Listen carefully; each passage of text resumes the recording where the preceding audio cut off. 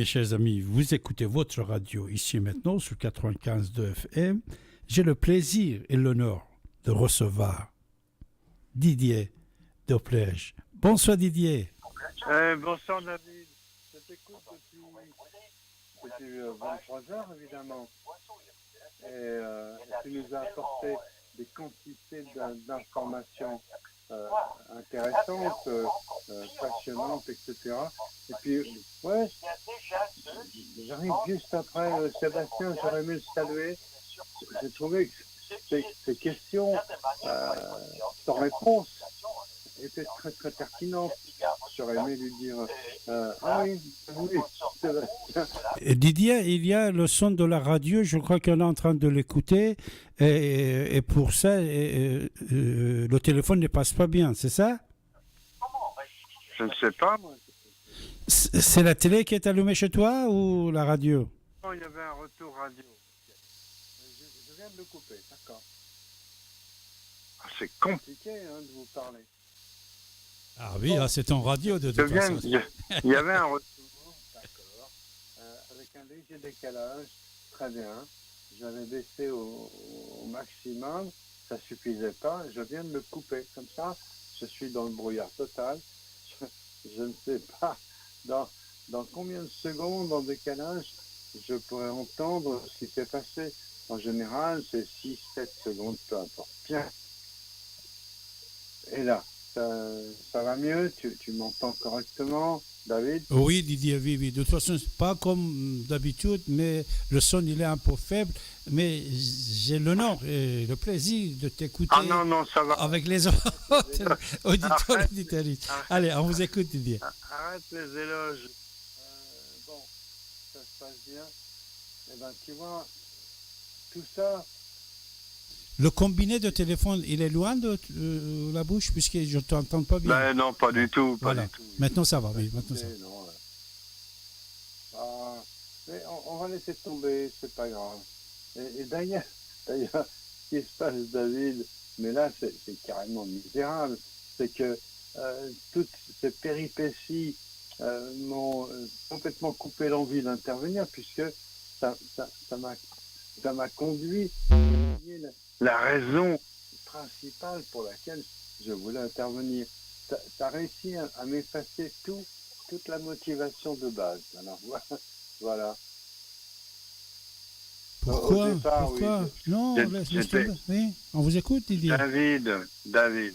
Au départ, j'étais curieux de savoir qui, pendant 20 ans, quel financement avait permis à la vallée du Panchir de survivre dans cette forme d'indépendance. Et puis, j'aurais aimé que tu rappelles comment le commandant Massoud a été assassiné par des caméramans qui avaient dissimulé dans une caméra un revolver et ils lui ont tiré une balle en pleine tête. Je me souviens aussi que le commandant Massoud, il était de passage à Paris en 81, 82. Il était venu à la radio et c'est maintenant, tu te rends compte? Oui, il se rappelait de ça, oui.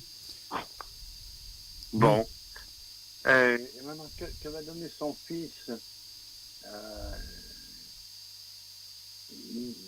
Il va se battre tout seul ou bien les États-Unis vont le financer? Comment ça va se passer pour lui? Enfin, autant de questions. C'est toi qui as les réponses, pas moi. D'accord, Didier, je vais répondre à tout ça. D'accord. Alors, déjà, le frère de commandant Massoud est à Paris. Il va être mon invité au domaine. On va parler en personne avec lui. Après, il fallait que je traduise pour la émission. Tu veux dire le fils Massoud? Non, son frère. Non, le frère de commandant Massoud, qui était ambassadeur à Londres pendant des années. Très bien. Oui, il était aujourd'hui présent au Trocadéro et même il m'avait reçu à Hôtel Méridien il y a déjà 20 ans quand le commandant Massoud on l'a ramené ici parce que tu sais Euh, En 2001, grâce à l'intervention du général Henri Paris, c'était mon idée. C'était mon idée. Nous avons réussi de faire accepter que l'autorité française accepte le voyage du commandant Massoud et il est venu ici à Paris, avril 2001. Non, mais il était, alors, je t'assure qu'il était déjà venu 20 ans avant. 20 ans avant, il était venu, oui, c'est vrai. Il se rappelait de la radio ici maintenant, qui était un radio libérateur, il disait. Voilà, oui, bien sûr. Alors, commandant Massoud, mois d'avril, était ici à Paris, mai, juin, juillet, août, septembre. Le 9 septembre, il a été assassiné par de faux journalistes qui avaient des papiers français et belges, financés par les Arabes, par les pays pétrodollars, pays arabes, c'est sûr. Avec une fausse caméra. Avec une fausse caméra, qu'il y avait des bombes dedans. En plus, cet après-midi, au Trocadéro, il y avait une femme journaliste qui disait qu'elle était dans le même hélicoptère qui a ramené les deux terroristes au Panchir chez le commandant Massoud, malheureusement. Ouais. Parce que tu sais, à l'époque, c'était décidé comme ça que le commandant Massoud devienne chef d'État afghan. Mais tu sais, toujours, le conflit au Moyen-Orient, c'est le conflit chiite et sunnite, perse et les Arabes. Et ça, tout le monde le sait, le dire, ce n'est pas un sujet tabou que je veux te dire. Alors, puisque le commandant Massoud, Binazir Bhutto, son père c'était Zulfikar Ali Bhutto à Pakistan, ces gens-là, c'est des chiites proches d'Iran, c'est persophones. Et de l'autre côté, vous avez Pashtun, qui eux aussi, ils sont d'origine. Voilà, ça se complique. Voilà, perse, mais ils sont soutenus par l'Arabie Saoudite. Alors pour ça, par exemple, Khalil, Monsieur Khalil, qui est toujours l'ambassadeur des Américains en Afghanistan, d'origine afghane, avec Ashraf Ghani, et ce sont les gens avec des nationalités américaines, mais proches d'Arabie Saoudite. Ça me complique la vie. Là, voilà. Non, parce que tu m'as demandé l'assassinat de Massoud. L'assassinat de Massoud, ce n'était pas ni un travail de la Russie, l'Union soviétique, ou l'Amérique, ni l'Europe, ni Grande-Bretagne. C'était entre les pays musulmans, c'est les Arabes qui ne voulaient pas que lui prenne le pouvoir. Comme Binazir Bhutto, Madame Binazir Bhutto, quand on l'avait tué, au moment qu'elle a participé aux élections, on l'a assassiné.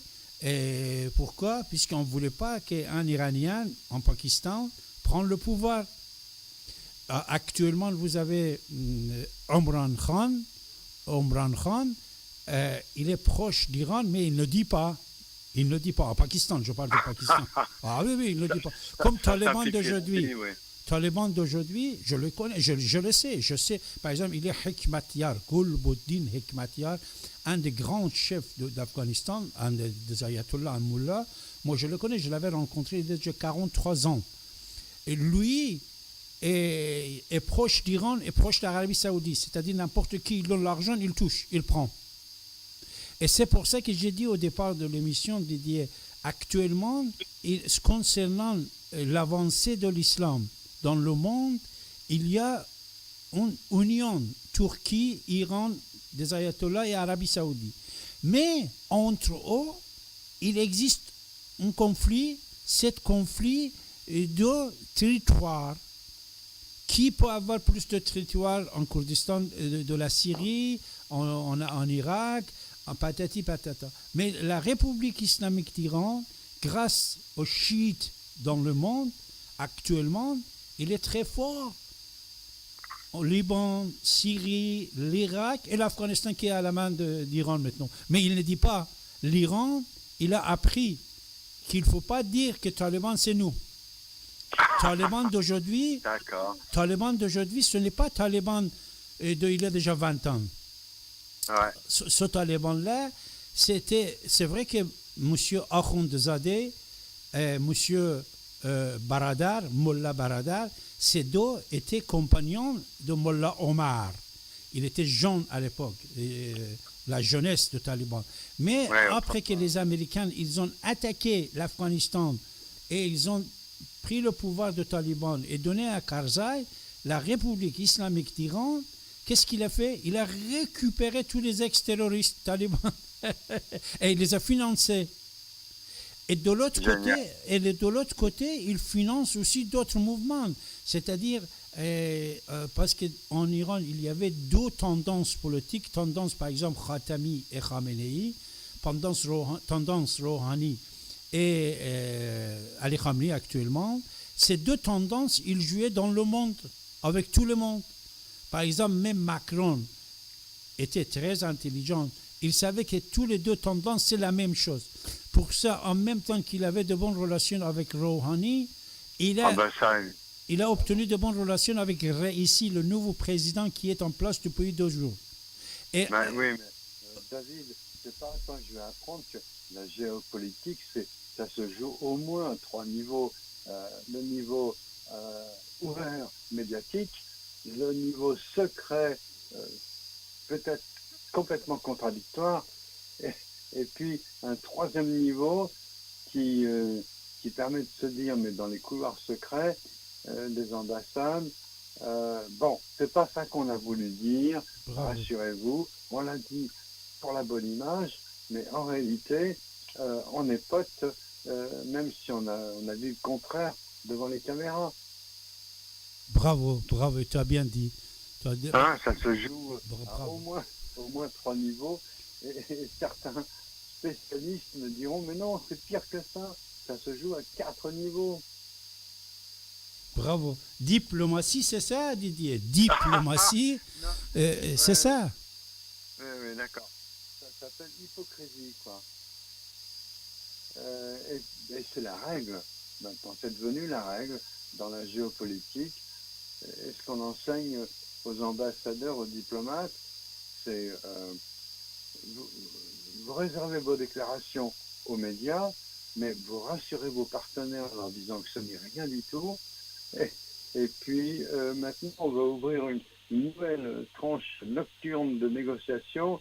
Et là, on va batailler sévèrement, mais aucun média n'en sera informé. 100% tu as raison. Par exemple, tout à l'heure, tu sais, à Bagdad, qu'est-ce qu'il a annoncé notre président? Macron, il a fait une petite causerie depuis Bagdad. Il est à Bagdad. Et ça, c'était... Oui, je sais, mais il a ouvert un peu sa bouche, il a dit des trucs. Oui, puisqu'il a rencontré le président et le premier ministre d'Irak. J'ai écouté cet après-midi ce qu'il disait. Il a dit que nous sommes en contact, en négociation avec les talibans à partir du Qatar pour trouver des solutions. Non, à partir de Doha, oui. Voilà.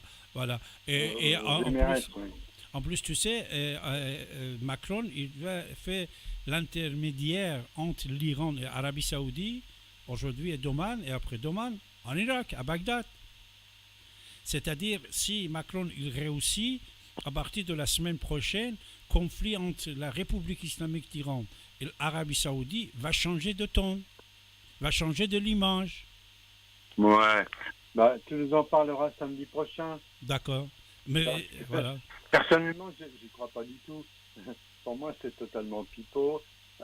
Macron est une toute petite figure sur la scène internationale. S'il a ouvert sa bouche depuis Bagdad, bon, tant mieux pour lui. Mais qu'est-ce qu'il a apporté de neuf, franchement? Didier. Ouais. Ce n'est pas Macron. Macron, c'est l'Europe. Macron, c'est le monde. Macron, non, c'est pipeau. Une partie. Non, tu n'as pas compris ce que je voulais dire. Tu n'as pas compris. L'Europe est complètement divisée. Macron ne représente pas l'Europe. Et selon. Non, cet voyage à Bagdad est en accord avec l'Europe. C'est-à-dire. Non, ça c'est. Alors, c'est pas. Alors, pas du tout. C'est pas prouvé. Les 27 pays européens n'ont pas applaudi et validé le déplacement de Macron à Bagdad. La plupart des pays s'en foutent et Macron y va de sa propre initiative pour redorer son blason et préparer les élections de 2022. Mais l'Europe s'en fout de la démarche. Non, c'est pas un sommet européen concernant la paix au Proche-Orient. De toute façon, de toute sa carrière pendant 5 ans, Macron, le grand diplomate, n'a jamais pu parvenir à établir la paix au Proche-Orient. Et maintenant, il va dans un coin perdu là-bas, à Bagdad. Et pourquoi il ne fait pas la paix au Moyen-Orient, quoi? Didier, Ouais. comme tu viens de dire toi-même, le 4 visages de diplomatie mondiale, ces 4 visages, ça joue partout. C'est-à-dire avec l'Irak, l'Iran, Arabie Saoudite, Syrie, Turquie, l'Égypte, l'Europe, ils travaillent. Alors s'il y a une sécurité de business dans tous ces pays-là, au lieu de la guerre, tout va changer. Imagine-toi que le voyage de Macron à Bagdad, que moi j'ai annoncé il y a déjà un mois, aucun média, Oui, je sais, aucun média n'a pas annoncé. Et aujourd'hui même, personne ne parle pas beaucoup. Le titre des informations, on ne parle pas des propos de Macron à Bagdad dans les médias français. Mais par contre, dans les médias arabes, russes, chinois et Israël, on parle de ça. C'est-à-dire, la première info dans les médias non français, c'est le voyage de Macron. En Europe, surtout en France, on n'en parle pas. C'est un des visages que toi-même tu viens de dire. Ce qu'on voit sur les scènes politiques, les gens ils font, ce n'est pas. J'avais déjà dit autre chose. N'importe quel homme politique dans le monde, la décision qu'il peut prendre lui-même, c'est 10%, 15%. Les autres, c'est dicté. D'accord. David, tu reviens à l'antenne d'ici et maintenant. Là, tu es dans ton 4e samedi du mois, mais tu reviens le 1er samedi du mois, tu reviens samedi prochain. Bien sûr, Didier, oui. Eh bien, je t'invite à nous faire un bilan de la visite de Macron à Bagdad. Et tu vas me démontrer que j'avais pas de quoi sourire. Il a amené les gens autour de la table, et signé. Encore que se mettre autour de la table et signer, ça ne veut pas dire que les accords sont vraiment entendus. Mais bon, tu nous en reparles la semaine prochaine, si tu veux. D'accord. Mais tu permets que je précise quelque chose?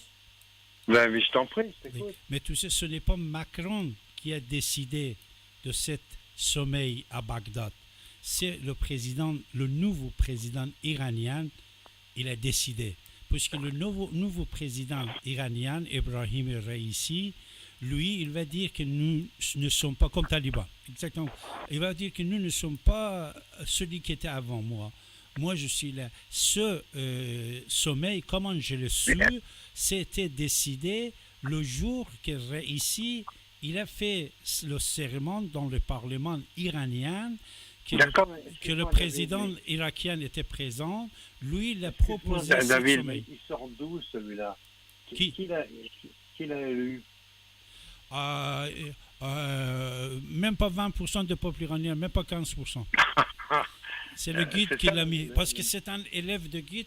Tu sais qu'avec lui, on habitait dans le même quartier à Machhad, avec lui ici. Mais ça ne me regarde pas. Non, c'est un pauvre. Bon. C'est quelqu'un qui avait perdu son père à l'âge de 15 ans. Et il n'avait pas de père. Après, à l'âge de 15 ans, 16 ans, il va... Mais là, tu vas me faire pleurer. David, je m'en fous complètement que vous ayez éculé vos culottes courtes sur les mêmes bancs d'école à la nuit. Je m'en tape. Non, il est plus petit que moi. On n'était pas dans le même école. Non, il a 8 ans de moins que moi. Mais il 9 ans. sort d'où celui-là? Je connais même pas son C'est un nom. assassin. C'est lui qui l'a exécuté plusieurs. Il était le procureur des tribunaux islamiques en Iran. Il y a déjà 30 ans, il a exécuté 6000 personnes, Didier. Et pourquoi il n'est pas au tribunal de la haie, lui, comme tout le monde? Bravo. Tu sais pourquoi il n'était pas allé à Bagdad aujourd'hui? Il a envoyé son ministre de l'Intérieur. Parce qu'il y avait les plaintes qu'on avait fait aux États-Unis, et il avait peur qu'un juge américain, il l'arrête là-bas, en Bien Irak. sûr, évidemment. C'est pour ça qu'il lui-même, il voulait aller. C'est un assassin. C'est quelqu'un qui a tué plusieurs milliers de personnes. Ben, tu as dit 6 000, oui. 6 000 personnes. Tu me rappelles son nom, prénom et son statut? Ebrahim Raisi, il était le patron de la justice iranienne avant de devenir président de la République depuis déjà quelques jours. Mais alors, d'accord, mais qui l'a élu, qui l'a porté au départ, c'est Ali Khamenei, c'est Khomeini, quand il avait 18 ans. Didier, écoute, 18 ans, il a ce qu'on est un juge des tribunaux révolutionnaires iraniens. À l'âge de 18 ans, en 1979, il va commencer à massacrer les gens. Mais le plus important, c'est en 1986, qui tue 6000 personnes tout d'un coup. 6000 personnes de Moudjahidine du peuple, enfin ces gens-là. Mais oui, bien sûr. 6000 personnes, il a exécuté pendant 1 an et demi. Et tu sais, Didier, à ce sujet, ce n'est pas des lablab. Il y a ses propos, il parle. Et en plus, aujourd'hui, ici maintenant, ici, ils défendent. Ils disent ces gens-là, il était contre la révolution.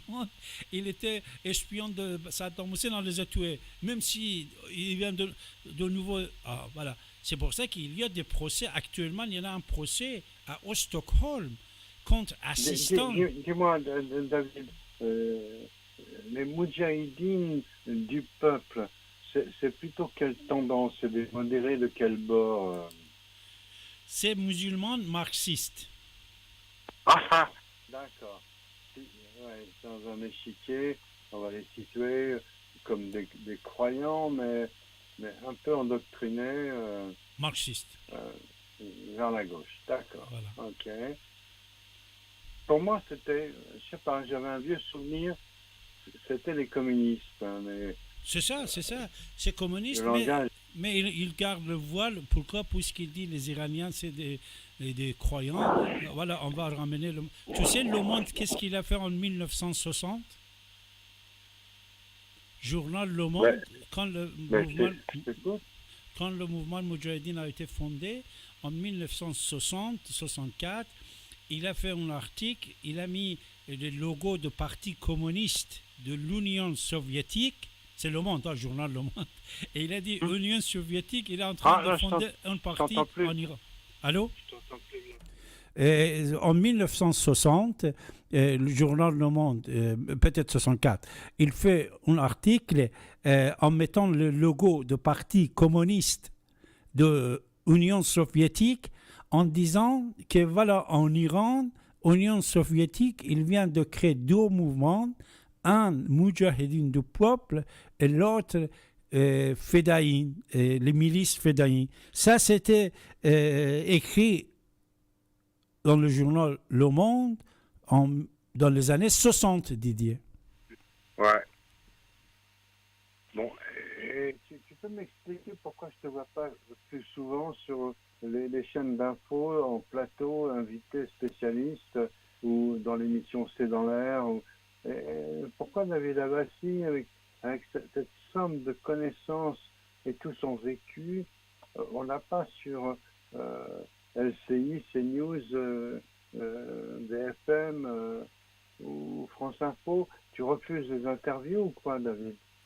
Oui, Didier, bonne question. Tu sais, le plus connu chaîne arabe dans le monde, il s'appelle Al Arabiya. Et je suis présent sur cette chaîne internationale. Deuxièmement, la chaîne plus connue dans le monde, c'est-à-dire quand je dis plus connue, peut-être tu es contre Poutine, ou Macron il est contre Poutine, c'est autre chose. Mais plupart des gens, ils le regardent, c'est Russia Today, RT. Je suis présent sur RT. Après, vous avez E24 News. E24 News, c'est la télévision d'Israël internationale.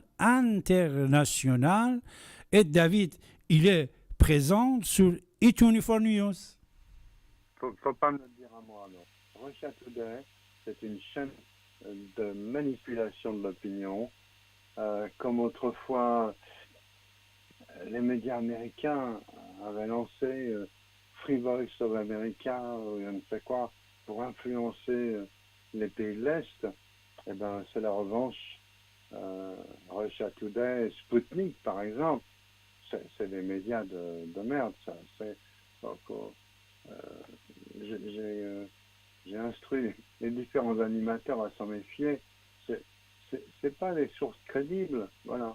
Al-Arabiya, tu connais Al-Arabiya? Non, mais heureusement, personne. Alors, nous avons Al Jazeera et Al-Arabiya. C'est deux chaînes internationales arabes. Le plus connu, c'est Al-Arabiya. E24 News, tu l'écoutes? Mais non, mais on ne peut pas les vérifier, on ne parle pas cette langue. Ah non, E24 News, tu l'as même en français.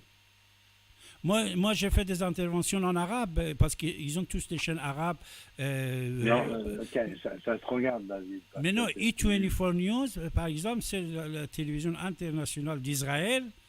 Ils te donnent des informations qu'en France, on ne dit pas concernant ce qui se passe en Israël. Non, mais David, sérieusement, on a besoin de 3 sources fiables pour recouper l'info. Il nous faut 3 sources indépendantes.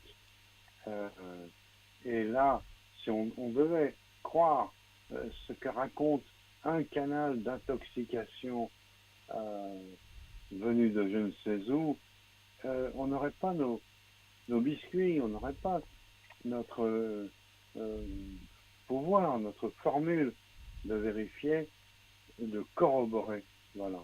3 sources indépendantes. Et une seule source ne suffit pas. Voilà, mais je t'ai donné 3 chaînes de 3 côtés du monde. Israël, la Russie et Golfe Persique. C'est 3 différentes qui sont un, il est contre l'autre. Et en plus, l'avantage que j'ai là-bas, tu sais, c'est quoi?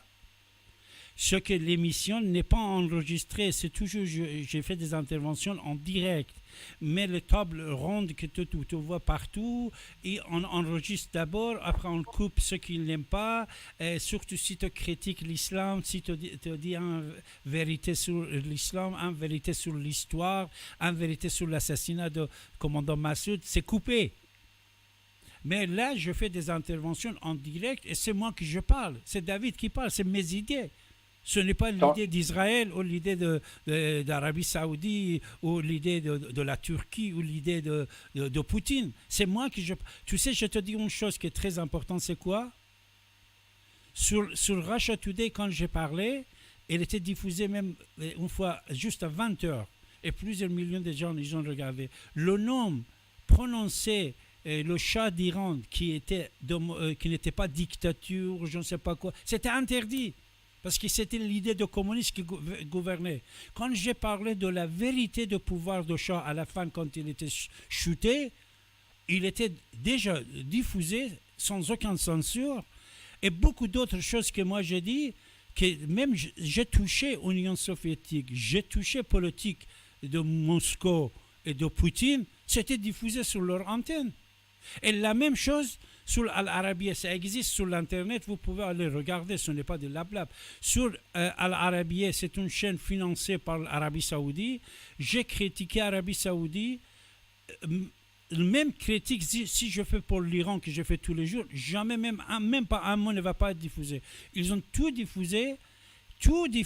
Même ils ont fait des reportages que moi je parle de zoroastrien, de mitraïsme, je critique l'islam, tout ça c'était diffusé. C'est-à-dire c'est moi que je parle, moi je m'en fous qu'est-ce qu'ils pensent, quel est le but de ces gens-là. C'est David qui parle, et je parlais, et je n'étais pas censuré. Et maintenant, toujours je parle, je ne suis pas censuré. Jamais il ne me dit pas E24 News, et David, écoute, tu ne parles pas de Qassem Soleimani. Je parlais de Qassem Soleimani sur leur antenne.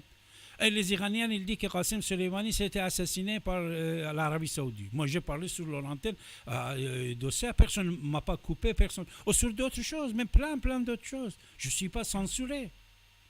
Moi, je prononce mes idées comme sur ton antenne. Je suis moi. Tu comprends? Je ne regarde pas qui va venir dire quoi sur l'antenne et quel est le but. De toute façon, même une chose que, à mon ami, que je l'aime beaucoup, Didier Doplèche, je le conseille. Il faut écouter Didier. Par exemple, il faut écouter E24 News. Il y a en français aussi. Tu l'écoutes, tu vas voir. Il donne des informations critiques envers l'Israël que même ici en France, on ne donne pas. Sur aucune chaîne. C'est ça qui donne la richesse à un journaliste qui savoir ce qui se passe dans le monde. Pourquoi? Puisque tu écoutes tout le monde et ils critiquent eux-mêmes. En plus, je vais te dire une chose. C'est très intéressant. Voilà, je vais le dire. Ce soir, tu sais, Russia Today, qu'est-ce qu'il m'a demandé? Didier? Allô? Allô? Ah, ça s'était coupé, hein? Allô? Voilà, ça s'était coupé. Je vais reprendre Didier. Mais Didier, puisque en attendant que je vais te composer, tu sais, Bernard-Henri Lévy. Je sais, beaucoup de gens ne l'aiment pas. Mais, Bernard-Henri Lévy, il est interdit en Russie. En Russia Today, il est interdit. Ce soir même, Russia Today, il m'a demandé le numéro de téléphone de Bernard-Henri Lévy. Pour la première fois, la Russie, il va interviewer cette personne que tout le monde est contre lui. On dit que c'est lui, la Libye, c'est lui, patati patata. Tout le monde sait ce qu'on dit sur Bernard-Henri Lévy. C'est-à-dire, médias d'aujourd'hui aussi, ce n'est pas médias d'hier. Médias d'aujourd'hui, ça a changé. Ça a changé. Ce n'est pas ce qui était avant. La mondialisation, et il est partout, et il joue partout. Alors 08 92 23 95 20, vous avez la parole, mes chers amis. En attendant, je vais vous diffuser une émission formidable quelques minutes en attendant que vous téléphonez. C'est Fin du monde. Écoutez ça, c'est très intéressant. De nos jours, les tsunamis tuent des milliers de gens et ravagent tout sur leur passage.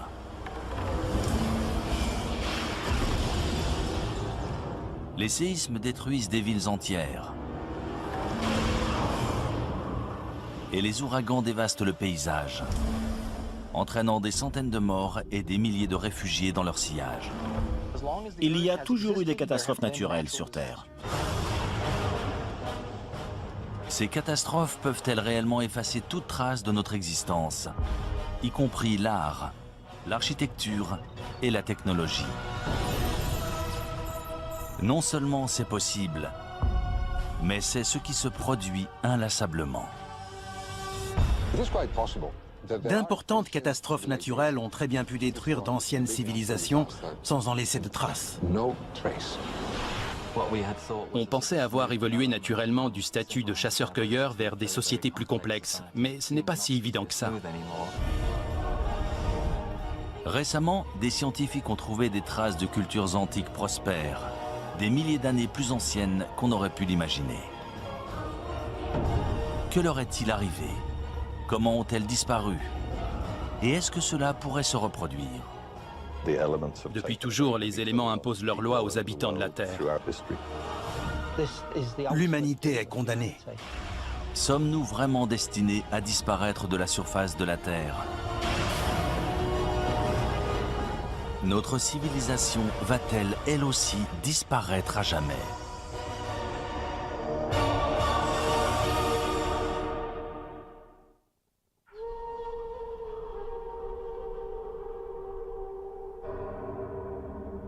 Le désert Roub al-Khali en Oman. Ce territoire menaçant et désolé de la péninsule arabique est indiqué sur les cartes sous le nom de quart vide.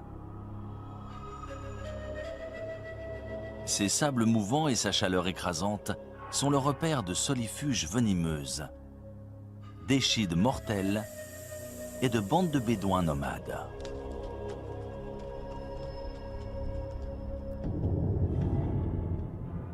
Mais si l'on en croit d'anciennes légendes, cette région était très différente. C'est ici, il y a environ 5000 ans, qu'existait autrefois un royaume mythique appelé Hiram.